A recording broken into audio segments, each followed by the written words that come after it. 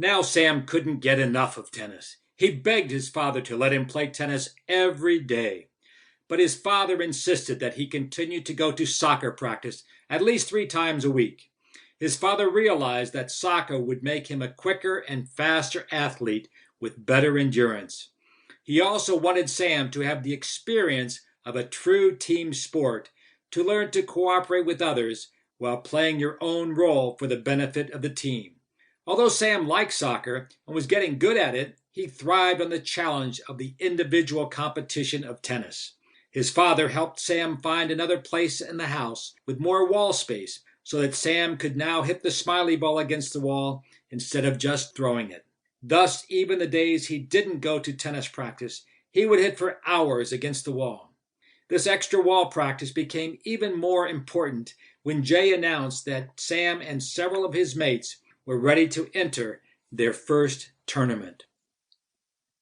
Many of the alumni of the school had gone on to become very successful entrepreneurs or had become famous in the fields of arts, sports, or design.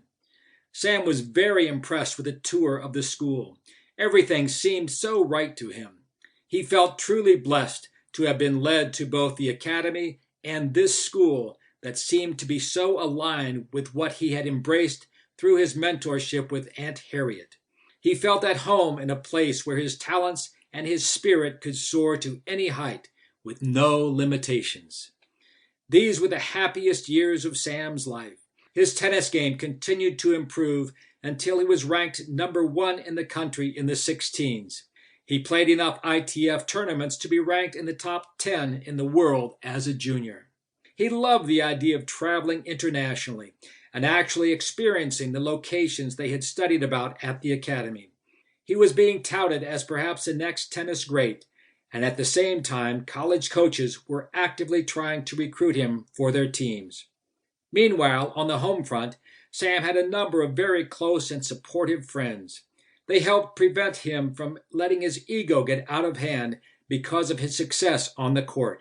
He was constantly surrounded with other kids who were successful in their own fields of endeavor, so they were neither jealous of his achievements nor hesitant to urge him to reach for even greater heights.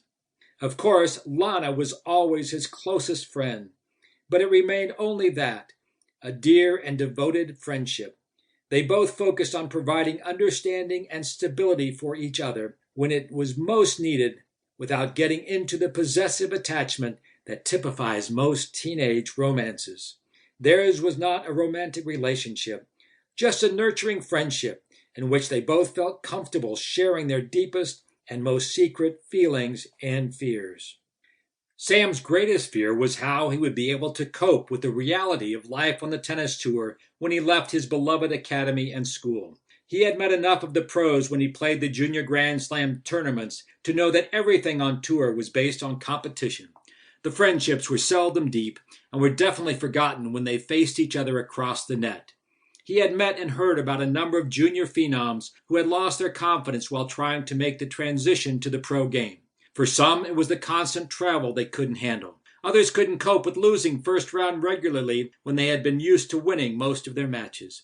Others couldn't handle the different foods and constantly changing schedules that disrupted the pattern they had become accustomed to.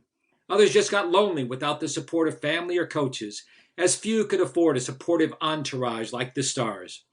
Some fell victim to injuries due to the constant and extreme physical pounding the body had to endure in tennis. Others simply didn't have the weapons and the power to compete with the older and more experienced players. Sam didn't want to become just another example of a great junior who never made a mark on the pro circuit. He began to give serious thought to the idea of attending college. He knew this was a major decision in his life. The truly great players often made their presence on tour felt while still a teenager, like Rafael Nadal had. Some players had gone to college for a year or so, like John McEnroe, and then made it to the top. But most of those who went to college for more than 1 year seemed to have lost a couple key years, and although their careers may have been successful, they seldom seemed to have made it to the top. Sam tried to talk to as many pros and former pros as he could to get their perspective on this dilemma.